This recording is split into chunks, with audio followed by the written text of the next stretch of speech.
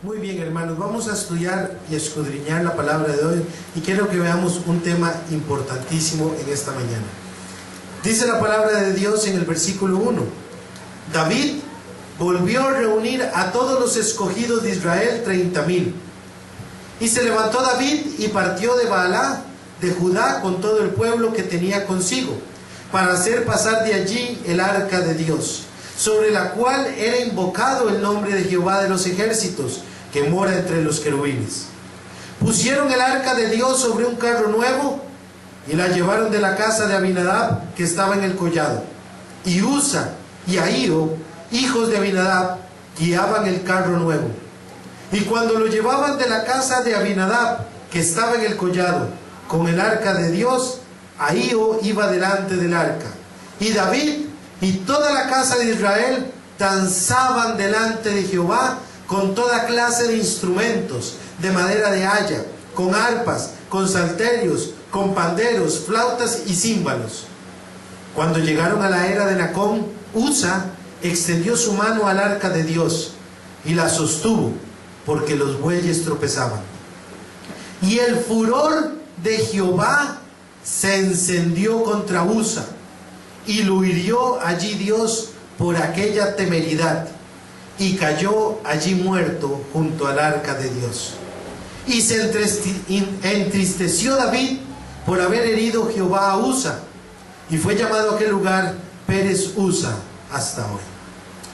Hermanos, hoy vamos a ver un tema importante para la iglesia, y es precisamente, vamos a estudiar el misterio del temor de Dios. Y es importante que todos me presten bastante atención a este tema, porque como hijos de Dios, cada uno de nosotros tenemos que conocer y entender qué es el temor de Dios. Porque aún muchos no saben qué es el temor de Dios.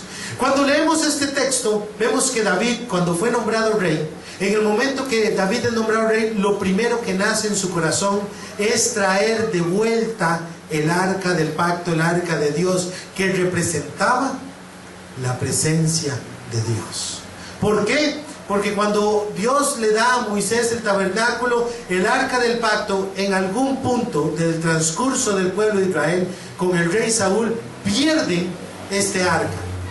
Y luego, pasando el tiempo, lo recuperan, pero resulta que el arca no estaba en la ciudad de Jerusalén, la casa de David.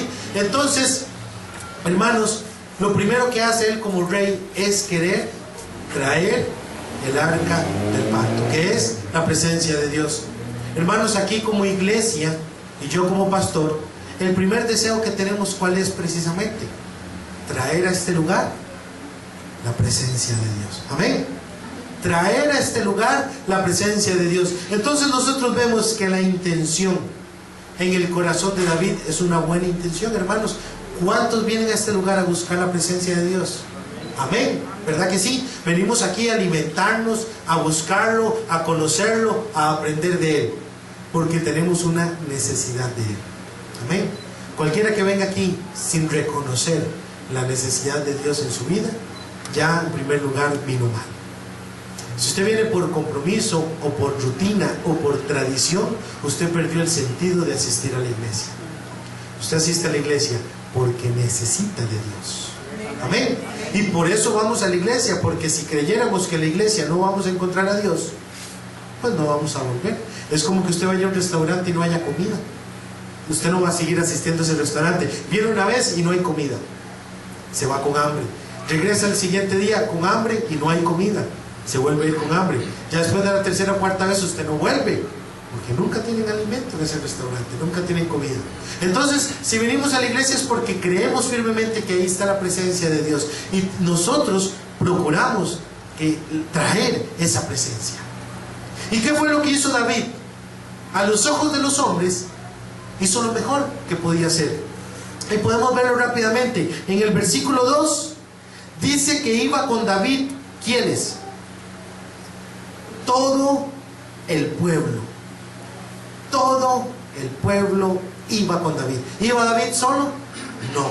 Iba todo el pueblo con David. Es decir, iban multitudes, ¿verdad? Multitudes. Lo primero que los hombres creemos, que cuando hay multitud va a venir la presencia de Dios.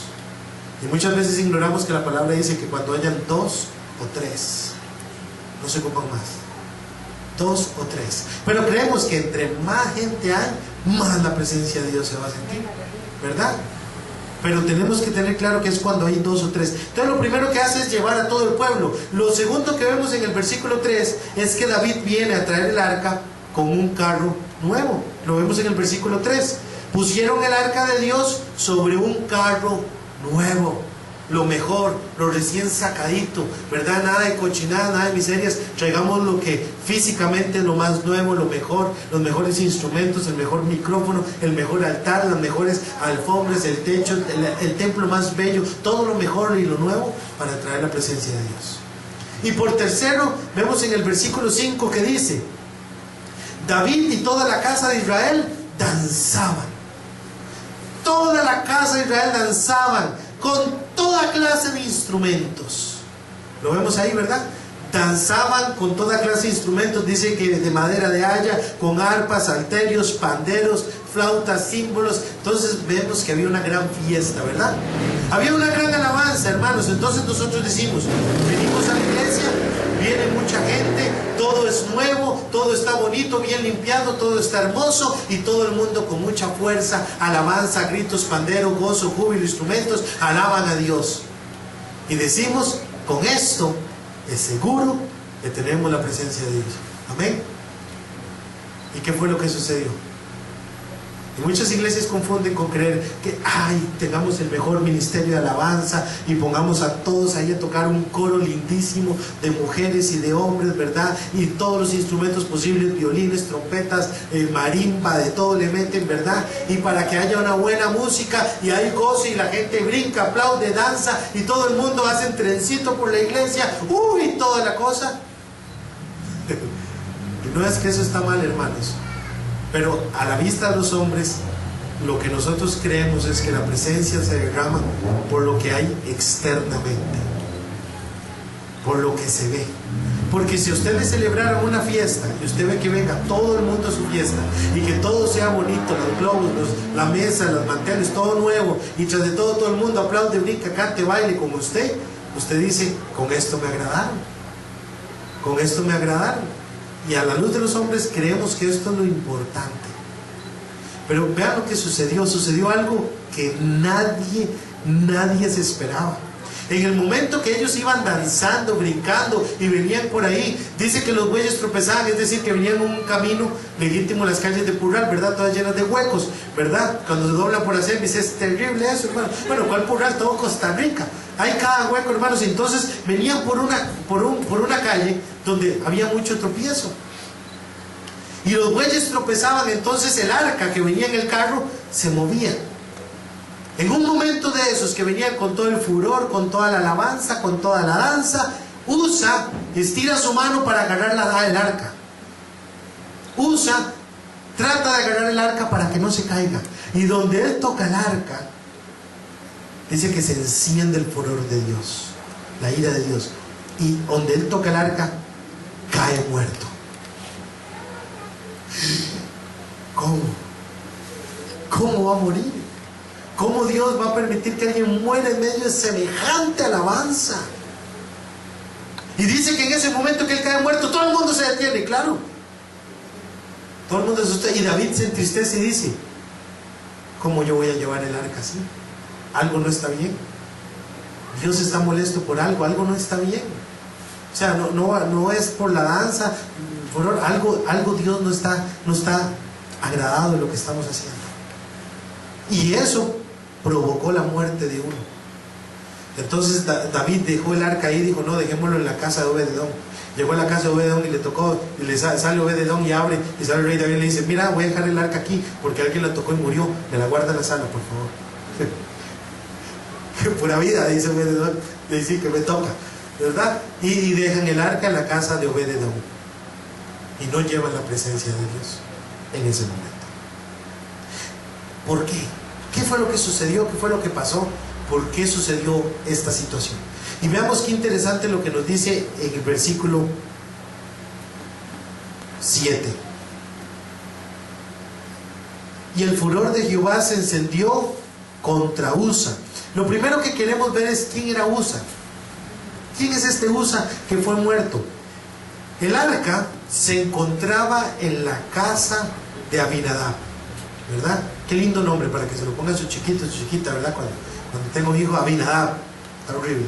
Bien, cuando le ponga, en la casa de Abinadab estaba el arca, y dice la palabra que Usa, en el versículo 3 lo dice, Usa y Ahío, véanlo ahí en el versículo 3, ¿quiénes eran?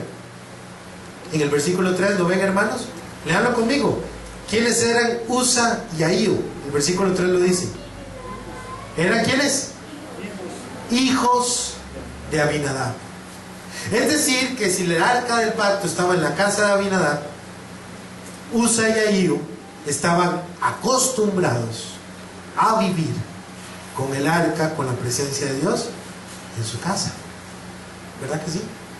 Ellos acostumbraban, tal vez desde niños se acostumbraban, y probablemente si Usa se atrevió a tocar el arca ese momento, es probable que lo hizo porque ya anteriormente lo había hecho. Él tenía el arca en la casa, probablemente ya antes había tocado más de una vez el arca del pacto. Entonces no tenía preocupación alguna en acercarse y tocar y agarrarla para que no se cayera. ¿Y por qué razón fue? Veámoslo en el versículo 7. El furor de Jehová se encendió contra Usa y lo hirió allí Dios. ¿Por qué razón lo hirió? Lo dice ese versículo 7. ¿Por qué razón lo hirió? ¿Quién me dice? Atrás, adelante, en el medio, ¿quién es? Por aquella temeridad. En la versión nueva versión internacional dice atrevimiento. Por aquella temeridad. Y la palabra temeridad proviene de la construcción gramatical que significa sin temor. De ahí proviene una persona temeraria, es una persona que actúa sin temor, por eso es temerario, que busca el peligro, el riesgo, que no es prudente, es una persona que actúa sin temor. Y dice la palabra que por aquella temeridad cayó muerto junto al arca. Un hombre temerario es un hombre que camina sin temor. Y la buena intención que tenían ellos de llevar la presencia de Dios no basta. No basta. Tú puedes venir a la iglesia, puedes levantarte temprano, inclusive puedes llegar tempranísimo a la iglesia, puedes ponerte el traje de domingo, el traje dominguero, vestirte bonito, corrongo, peinarte, tal vez no te bañas en toda la semana y el domingo te bañas para venir a la iglesia. Vienes a la iglesia, cargas la Biblia, la traes así grande y todo para que todo el mundo la vea, entras a la iglesia, saludas a los hermanos, aplaudes duro, canta bonito, brincas durante la alabanza, pero la palabra nos enseña que estas cosas no bastan. Estas cosas no bastan. Tú no puedes acercarte a la presencia de Dios con apariencias. No puedes acercarte a la presencia de Dios con una apariencia. Puedes tener cara de borreguito medio morir, puedes poner la carita del gato con botas, ¿verdad? En la película Shrek, cuando ponen los ojitos bonitos y tiernos, ¿verdad? Puedes hacer la cara de santo y de hermoso y de bonito que tú quieras, que con apariencias no puedes acercarte a la presencia de Dios. Y esto es importante, hermanos, porque cuando tú te acercas, tienes que acercarte con temor de Dios. Y esto es algo que quiero que veamos. Vayamos a Proverbios, capítulo 1, versículo 27. Cuando viniere como una destrucción lo que teméis, y vuestra calamidad llegare como un torbellino.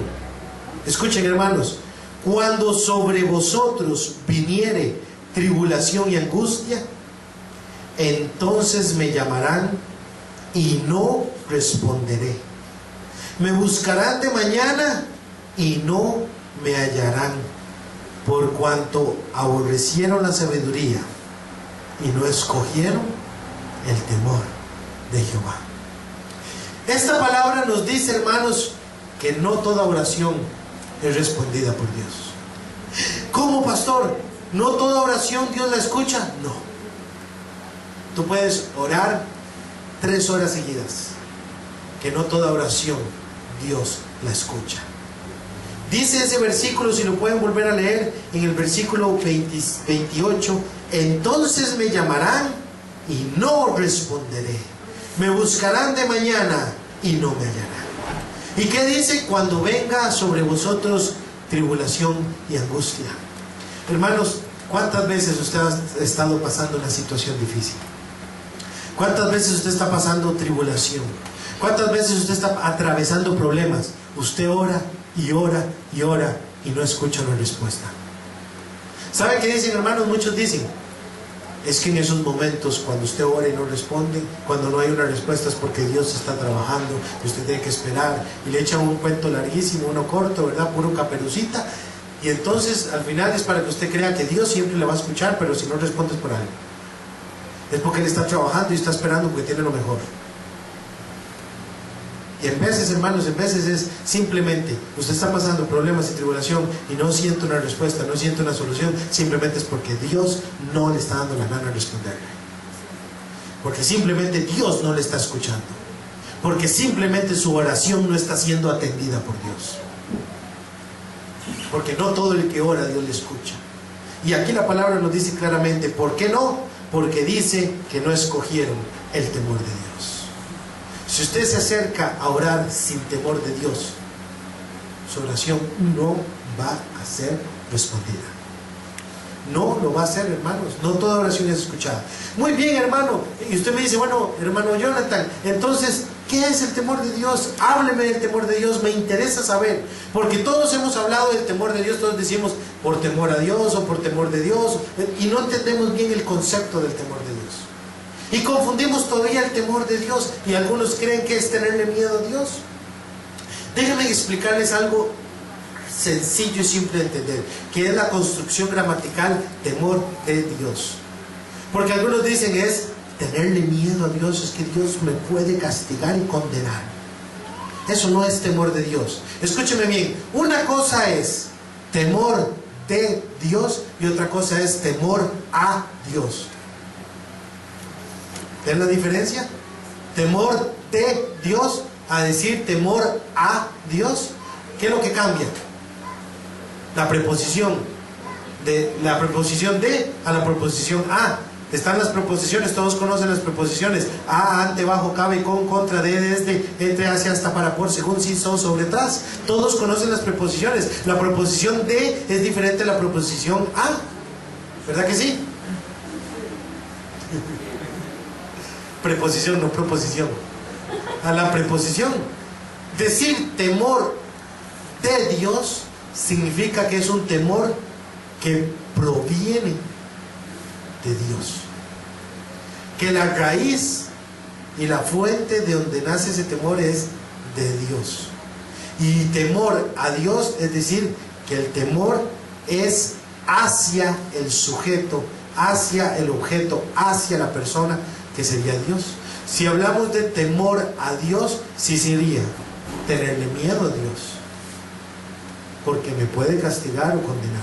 Pero la Biblia no habla de temor a Dios, habla del temor de Dios. Es un temor que proviene de Dios. Es un temor que nace en mí y que tengo en mi corazón, que Dios me da. Es diferente, hermanos, vamos entendiendo el concepto de temor. Es un temor que Dios me da. ¿Qué significa temor, hermanos? Según el diccionario, lo pueden buscar cualquiera de ustedes.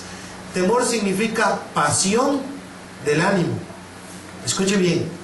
Pasión del ánimo que hace huir o rechazar aquello que se considera dañoso, arriesgado o peligroso. Es una pasión del ánimo que me hace rechazar o huir aquello que no me conviene. Eso es temor. El temor de Dios es una pasión que viene de Dios, que me hace huir o rechazar algo en específico que Dios me da. Es diferente a miedo, hermanos, porque el miedo es una perturbación o angustia de algún riesgo de daño. Son dos cosas distintas. El temor me hace rechazar algo, el miedo nada más me perturba. ¿Vamos entendiendo hasta ahí, hermanos, lo que es temor? Muy bien, entonces usted me puede decir, bueno, hermano, ya entiendo, pero quiero que me explique qué es temor de Dios. Cuando yo vine a la Biblia, hace 2 años, hice un estudio sobre el temor de Dios. Y dentro del estudio había entendido en ese momento que el temor de Dios es un respeto profundo y reverencial hacia la presencia de Dios. Un verdadero, profundo respeto. Pero hermanos, sucede que cuando usted va creciendo en el Evangelio, va creciendo en la palabra, usted viene y lee un texto y aprende algo, y después lo vuelve a estudiar y aprende algo más, y después lo vuelve a estudiar y se da cuenta que estaba equivocado en ciertas cosas, y entonces en veces usted va madurando en el conocimiento de la palabra de Dios. Y me di cuenta, otra vez que volví a estudiar el temor de Dios, que el temor de Dios no es un respeto profundo y reverencial hacia Él.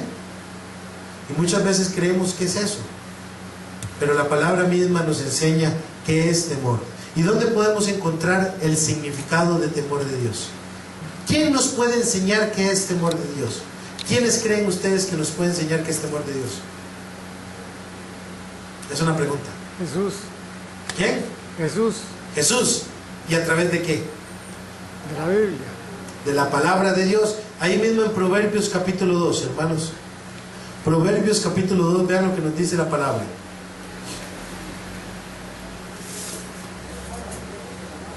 Siempre que usted quiere conocer algo, lea la Biblia, hermanos. Hijo mío, versículo 2, capítulo 2, versículo 1. Si recibiereis mis palabras y mis mandamientos guardares dentro de ti. Escuche lo que dice. Si recibiereis mi palabra y guardareis mis mandamientos, haciendo estar atento tu oído a la sabiduría. Hermanos, vean qué importante esto que nos está enseñando. Si nosotros estamos atentos el oído, es muy importante cuando nosotros estudiamos la palabra los domingos, o cuando lo hacemos en un grupo de estudio, o cuando nos centramos, es importante estar atento. Por eso muchas veces yo le digo, hermanos, hagan silencio, hermanos, no estén conversando, hermanos, no estén hablando, no estén riéndose, no estén platicando, no estén viendo hacia afuera, no estén viendo otras cosas, no estén viendo el celular. No sigan leyendo la Biblia cuando yo ya me detuve de leerla, como muchos hacen. Uno está leyendo un versículo, termina de leer y se pone a desarrollarlo, y muchos siguen así. Siguen leyendo, no me están prestando atención. ¿Por qué, hermanos? Porque cuando usted no está poniendo su oído atento, dice la palabra, como nos enseñaba Jesús en el mandamiento del sembrador, viene el diablo y se roba la semilla. Viene el diablo y se roba la semilla. Y por eso es importante estar en silencio, por eso es importante estar prestando atención, por eso es de estar pensando no en otras cosas que voy a hacer de almuerzo, y ahora que salga aquí paso para tal lado, qué hambre tengo, suena un carro y ya usted se distrajo, suena una moto, usted ya se distrajo, un chiquito se puso a llorar, usted ya se distrajo, y cualquier cosita que le distraiga, le robó la atención. Muchas veces yo digo, hermanos, vayamos a tal cita bíblica. Todos me están poniendo atención ahorita. Si yo digo Mateo 5:2, todos se grabaron la cita con solo una vez que la dije, ¿verdad? Pero siempre que digo una cita hay como 4 personas diciendo, Mateo, Samuel, ¿qué? Mateo, ¿qué? ¿Por qué? Porque no estaban prestando atención. ¿Cuál cita dije hace un momento? ¿Verdad que sí? Porque no estamos prestando atención completa, no estamos 100% enfocados. Entonces, y uno se da cuenta, hermanos, como 7 están esperando que uno vuelva a repetir la cita, porque la primera vez no estaba prestando atención. Y el diablo viene y te roba la cita. Y con solo 3 segundos, 5 segundos que usted no escuchara lo que alguien pudo decir, pudo haber perdido un mensaje para su vida. Porque en 5 segundos puedo decirles una frase de la palabra o alguna explicación que le diera a usted el entendimiento de la palabra de Dios. Pero usted se distrae. Usted en un carro de bomberos, usted ya está como si fuera su casa. De verdad que sí, hermanos. Y se distraen por cualquier cosa.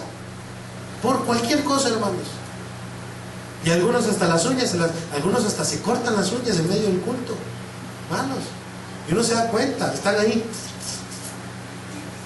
Y uno los ve, hermanos, y no están prestando atención. Y vean lo que nos dice el versículo 2 de Proverbios: haciendo estar atento tu oído a la sabiduría. Si usted no está concentrado, no está poniendo atención, el diablo te roba la semilla. Y por eso no das fruto. Por eso no das fruto, porque no estás poniendo atención el domingo. No estás poniendo atención. ¿Por qué a muchos les cuesta leer la palabra? Porque no ponen atención. Porque están leyéndola y se distraen con cualquier cosa. Es cuestión de dedicación, de concentración, de pasión. Y dice el versículo 2, haciendo estar atento tu oído a la sabiduría, si inclinares tu corazón a la prudencia, si clamares a la inteligencia, si como a la plata la buscares, está hablando de la palabra, y la escudriñares como a tesoros. Vea todo lo que dicen estos 4 versículos. Si usted guarda su palabra, escucha sus mandamientos, pone atención, se incline hacia ella, si la buscara como si fuera un tesoro, si la escudriñara, versículo 5, entonces entenderás el temor de Jehová. Entonces, hasta que usted venga y agarre este libro y lo empiece a amar, lo empiece a leer, lo empiece a escudriñar, lo empiece a vivir, lo empiece a practicar, entonces va a entender qué es el temor de Dios. Es a través de la palabra, hermanos. Y entonces usted, al escudriñar, puede comprender, bueno, hermano, está bien, pero dígame, ¿qué es temor de Dios? ¿Qué es el temor que proviene de Dios? ¿Qué es esa pasión que me hace a mí rechazar o huir, que viene de Dios? El temor de Jehová es aborrecer el mal. La soberbia y la arrogancia, el mal camino. Y la boca perversa, aborrezco. Esto es temor de Dios. Aborrecer el mal. Eso es temor de Dios. Y usted me puede decir, hermano, pero eso no es santidad. Tal vez pueda preguntarse usted, porque eso es santidad, creo yo. Y es algo importante que hay que entender. La santidad es el resultado de vivir con temor de Dios. Cuando usted vive con el temor de Dios, el resultado y el fruto de vivir con el temor de Dios es la santidad. Porque la santidad es el resultado, pero lo que me hace llegar a ese resultado es vivir el temor de Dios, es aborrecer el mal. Precisamente Éxodo 20 nos lo dice. Y Moisés respondió al pueblo, no temáis, porque para probaros vino Dios y para que su temor esté delante de vosotros. ¿Para qué dice, hermanos? Para que no pequéis. Vean lo que nos dice Proverbios 16:6. Con misericordia y verdad se corrige el pecado, y con el temor de Jehová los hombres se apartan del mal. Segunda de Corintios 7:1, y más claro no puede quedar. Así que, amados, puesto que tenemos tales promesas, limpiémonos de toda contaminación de carne y de espíritu, perfeccionando la santidad en el temor de Dios. ¿Por qué te cuesta vivir en santidad? ¿Por qué te cuesta renunciar al mundo? ¿Por qué te cuesta dejar de pecar? ¿Por qué no puedes dejar de mentir? ¿Por qué no puedes dejar de tomar guaro? ¿Por qué no puedes dejar de fumar? ¿Por qué no puedes dejar de maldecir? ¿Por qué no puedes dejar de masturbarte? ¿Por qué no puedes? Porque no tienes temor de Dios. Porque no tienes el temor de Dios en tu corazón. Porque aún no aborreces el mal. Porque aún amas el pecado. Yo les doy un ejemplo, hermanos, de que me entiendan qué es el temor de Dios. Hace un mes y medio aproximadamente, se me antojó hacer un chifrijo con mi esposa, ¿verdad? Yo no acostumbro a comer muchas cosillas de esas, ¿verdad? Yo solo verduras y ensaladas. Y se me antojó un chifrijo, hermanos, y fuimos a una carnicería muy buena que hay en Calle Blancos, tal vez más de alguna persona lo hace. Venden muy rico el chicharrón. Y llego yo a la carnicería y pido 1 kilo de chicharrón, para que no le falte, ¿verdad? Y pido el kilo de chicharrón y me dice, cuesta 6,000 colones. Y yo, perfecto, está bien, cuesta 6,000 colones. Entonces llego y pido el kilo de chicharrón y llego y pago. Y cuando pago con un billete de 10,000 y me dan devuelto 7,000, ¿verdad? La persona estaba detrás del palo, seguro de tanto pedir el chicharrón, yo no sé qué le pasó. Entonces llego y pago, y kilo de chicharrón vale 6,000 y le pago con 10,000, me da vuelto 7,000. Y yo agarro el vuelto y bajo las gradas, y cuando agarro el vuelto y lo veo que tengo 7,000 colones de vuelto. Y dije, qué bendición, me dejaron el kilo de 8,000, ¿verdad? Hermanos, mentira, no pensé eso, supe que se equivocaron. En ese momento, en ese día, yo he venido venía pasando una situación económica un poco fuerte y estaba muy corto de dinero. Y yo les voy a ser sincero, el primer pensamiento que tuve fue: déjese el vuelto. Fue lo primero que pensé, decir: ay, hermano pastor, qué carnal que sos, mundano, repréndalo, ¿verdad? Oren por mí. Es verdad, hermanos. Entonces yo no soy tentado nunca, según ustedes. Claro que sí, hermanos, claro que sí. Y lo primero que pensé, sabiendo la condición económica, y que fue un esfuerzo enorme comprarme ese kilito de chicharrón para quitarnos el antojo que teníamos, porque después de arroz, frijoles y huevo toda la semana uno quiere algo rico. Entonces agarro ese vuelto y lo primero que dije con todo mi ser fue: déjese el vuelto. Y bajé la primera grada. Usted lo ocupa, bajé la segunda grada. La verdad es que tal vez fue bendición de Dios y bajé la tercera grada. Hermanos, y en ese momento sentí fuertemente lo que es el temor de Dios. Inmediatamente el temor de Dios me dijo: estás robando. Nadie me había visto, nadie. Es más, nadie se hubiera enterado jamás que yo me hubiera dejado ese vuelto. Ni mi esposa ni nadie, porque mi esposa me la hago el ruso, no le digo nada. A nadie se hubiera dado cuenta, porque estaba yo solito, yo salí a la carnicería. Nadie, ni el señor de la carnicería se hubiera dado cuenta. ¿Quién sabe cuántos más les había dado vuelta más? Pobrecito. Me salió caro el chicharrón, hermanos.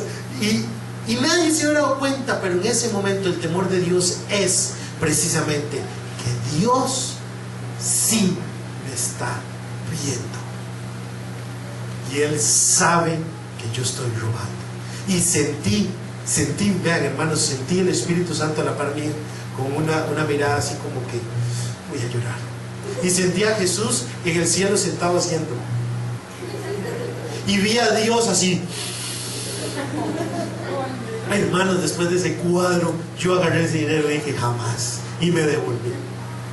Subí y le dije: amigo, me dio mal el vuelto, es que lo estaba revisando y me dio mal el vuelto. Y él toma y dice: ay, mira, qué dicha que existen personas buenas. Y yo: ah, sí, gloria a Dios. Eso es temor de Dios, hermanos.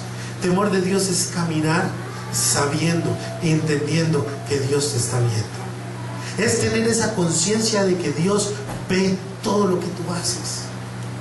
Es tener esa conciencia de que Dios ve todo cuando tú estás solo en tu cuarto. Cuando pones la computadora. Cuando se te antoja y dices: nada más voy a ver una paginita de adultos, un momentito nada más, y empiezas a ver pornografía. Cuando empiezas a meterte al baño y tienes el deseo de pensar en cosas impuras.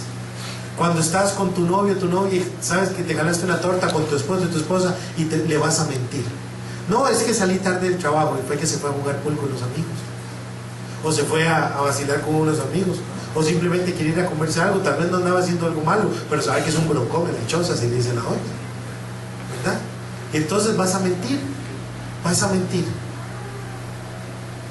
Y entonces es cuando tienes que aprender qué es el temor de Dios en tu vida.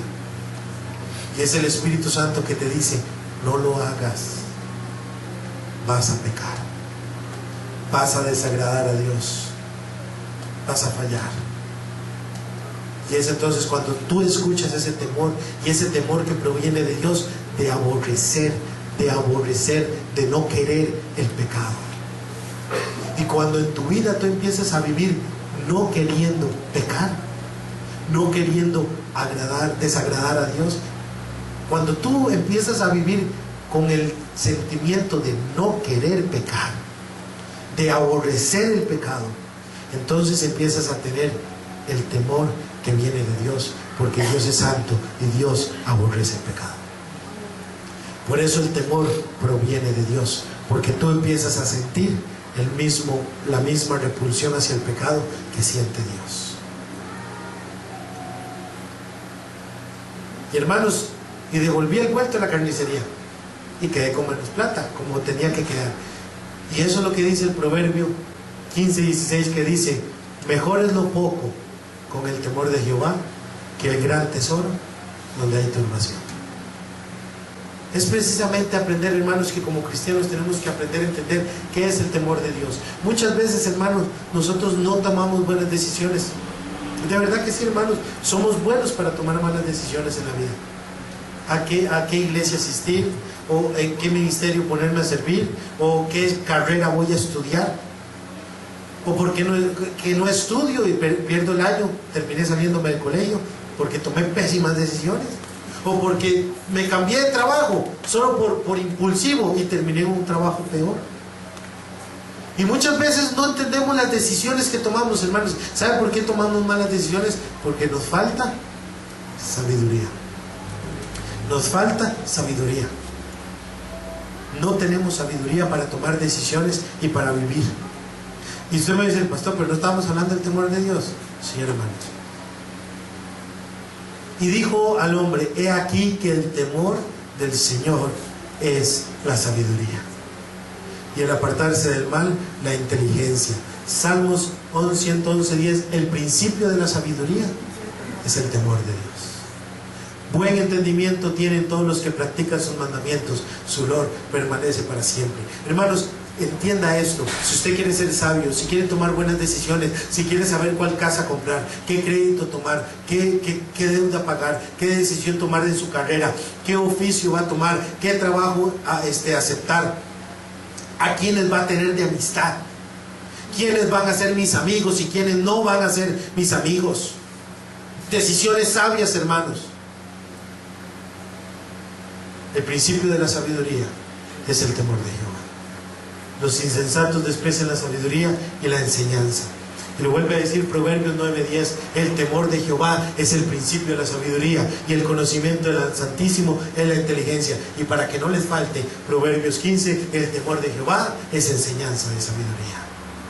O sea, si no le queda claro, hermanos, usted no es sabio porque no tiene temor de Dios. Porque otro de los frutos del temor de Dios, ¿cuál es el primer resultado del temor de Dios? Dijimos ahora, la santidad. Y el segundo, sabiduría. ¿Se dan cuenta? Sabiduría. ¿Por qué? Porque cuando caminas con temor, Dios te empieza a dar sabiduría. Hermano, usted no obtiene la sabiduría leyéndose un libro. Usted obtiene conocimiento leyéndose un libro. Pero la sabiduría es saber aplicar el conocimiento que usted tiene. Yo puedo aprenderme de memoria la Biblia, hermanos. Hay personas que tienen la capacidad de leer y aprenderse de memoria casi toda la Biblia. Pero eso es conocimiento, hermanos. Si yo no sé aplicar ese conocimiento a mi vida diaria, no tengo sabiduría. Y para tener sabiduría, hermanos, se necesita el temor de Dios. Quiero que me acompañen en sus Biblias a Isaías capítulo 11. Y quiero que vean quién fue la persona que caminó en esta tierra con más temor de Dios que nadie. Amén. Isaías capítulo 11. Este texto habla sobre el anunciamiento de Cristo, del Mesías. Y vean lo que dice sobre el Mesías. Dice, saldrá una vara del tronco de Isaí. Isaí es el papá de David. Y un vástago retoñará de sus raíces.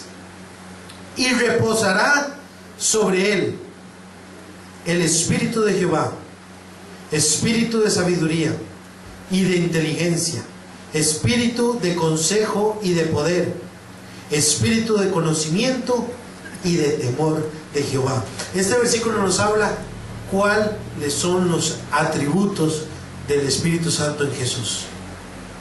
Jesús tenía todos estos atributos: espíritu de Jehová, espíritu de sabiduría, de inteligencia, consejo, poder, conocimiento y temor de Jehová. Pero vean lo que dice el siguiente versículo y a cuál le hace énfasis. De todos estos dice, y le hará entender diligente en el temor de Jehová. ¿En cuál hace énfasis de todos? Que camine diligentemente en el temor de Dios, en aborrecer el mal,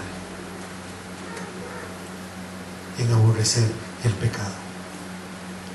Jesús fue el hombre en la tierra con más temor de Dios que cualquiera de todos. Y por eso fue santo, perfecto. sin mancha. Porque Él era santo. ¿Por qué era santo? Porque Él tenía el temor de Dios. Y eso es precisamente, hermanos, lo que la iglesia necesita. Escúcheme bien, hermanos. Yo soy el pastor de ustedes, no porque sea el más carga o un santo ungido espiritual. Dios me escogió de lo más absurdo, menospreciado, humillado, de todo lo peor que había. Me agarró de lo peorcito y dijo, bueno, para esta iglesia, ¿verdad? Y me tomó y me formó y me ha venido formando y me ha enseñado para que yo los guíe en la vida espiritual. Yo no soy consejero emocional, hermanos. Es que mi novio no, hermanos, yo no soy doctor corazón ni nada de esas cosas. Muchas veces confundimos quién es el pastor, ni tampoco soy el niñero de nadie. Regañe a mi hijo porque no hizo la tarea. No, ¿verdad, hermanos? Yo soy un guía espiritual, pero todos tenemos como pastor a Jesucristo. Amén. Amén.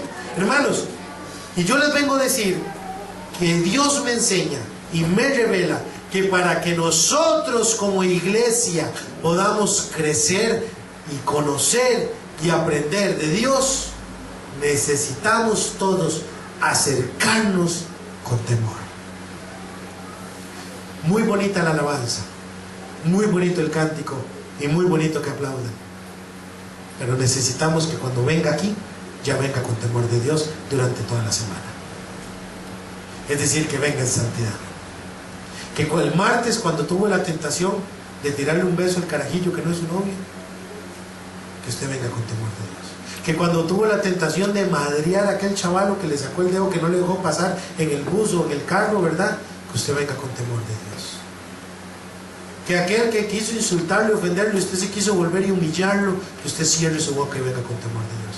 Que aquella oportunidad que usted tuvo para ganarse una platita extra y usted sabe que usted le iba a cobrar, que lo que vale el trabajo son 15,000 y usted le cobró 25 porque sabe que tiene plata. Hermanos, eso es robar. Eso es robar. Que venga con temor de Dios. Que usted sabe que tenía que hacer un examen y tenía que estudiar y no estudió. Voy a copiarle al que está a la par. Eso es pecar. Que venga con temor de Dios. Hermanos, venga con temor. Camine en el temor de Dios. Camine en santidad. Porque es la única forma en que la iglesia crece. Hermanos, si la iglesia no crece, muchas veces no es por el pastor ni por los que sirven en ella. Es por los mismos miembros de la iglesia. ¿No me cree? Entonces las iglesias tenían paz por toda Judea, Galilea y Samaria, y eran edificadas, andando en el temor del Señor, y se acrecentaban, fortalecidas por el Espíritu Santo. Nosotros somos una iglesia y queremos crecer. Entiéndame, crecer no como el sentido de llenar esto en multitudes. Quiere crecer usted en su vida, quiere crecer en sus negocios, quiere crecer en su trabajo, quiere crecer en el estudio, quiere crecer como su hogar, como un núcleo familiar fuerte, fortalecido y bendecido. Camine en el temor del Señor. Y así permita que la iglesia crezca toda junta. Porque para que la iglesia crezca, camine en paz y edificada, debemos caminar todos en el temor de Dios. Todos. No solo el pastor tiene que ser santo o caminar en santidad. Porque yo soy oveja como ustedes. Todos somos ovejas. Todos tenemos que caminar igual. Porque la salvación es de todos, no solo mía. Yo no entrego la salvación. Dios no da la salvación a una iglesia dependiendo del pastor. Mira, el pastor de la iglesia tal es bueno. Bueno, démosle la salvación a todas sus ovejas. No. Yo solo puedo salvarme yo. A través de Cristo. Y los guío a ustedes. Pero si usted no camina así, no encuentra su salvación. Tiene que aprender a caminar y servir a Dios en el temor. Usted tiene que servir a Dios con temor. Servid a Jehová con temor. Eso les estoy transmitiendo. Sirvan a Dios con temor, caminen con temor, vivan con temor de Dios, aborrezcan el pecado, aborrezcan el mal, amen a Dios, no de palabras, sino de conducta. Quieren ser sabios, quieren ser prosperados, quieren ser bendecidos, quieren ser escuchados, quieren ser prosperados en todas sus áreas de su vida. Primero necesitan caminar con temor de Dios. quieren conocer la presencia de Dios, quieren sentir la gloria de Dios, quieren venir a la iglesia y sentir una unción especial, camine con temor. Camine con temor. Rechace el pecado durante la semana. Rechace las tentaciones. Dígale no al pecado. Camine en santidad. Así es como se busca servir a Dios. Es verdad que ninguna disciplina al presente parece ser causa de gozo, sino de tristeza, pero después da fruto apacible de justicia a los que en ella se han ejercitado. Tenemos que aprender, hermanos, a caminar, a buscar este fruto, a buscar esta disciplina, para que dé fruto apacible.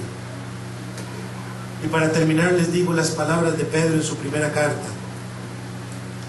Y si invocáis por Padre, escuche bien, este versículo guarda una riqueza y entendimiento importante.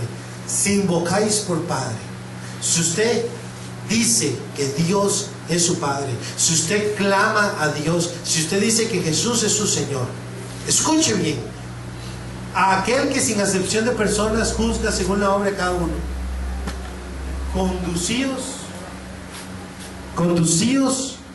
con temor, en temor todo el tiempo de vuestra peregrinación. Conducíos en temor todo el tiempo de vuestra peregrinación. ¿Se dan cuenta, hermanos? ¿Qué es el tiempo de vuestra peregrinación? Es precisamente mientras usted viva aquí en la tierra. Mientras usted viva aquí en la tierra, camine con temor, si es que Dios es su Padre y Jesús su Señor.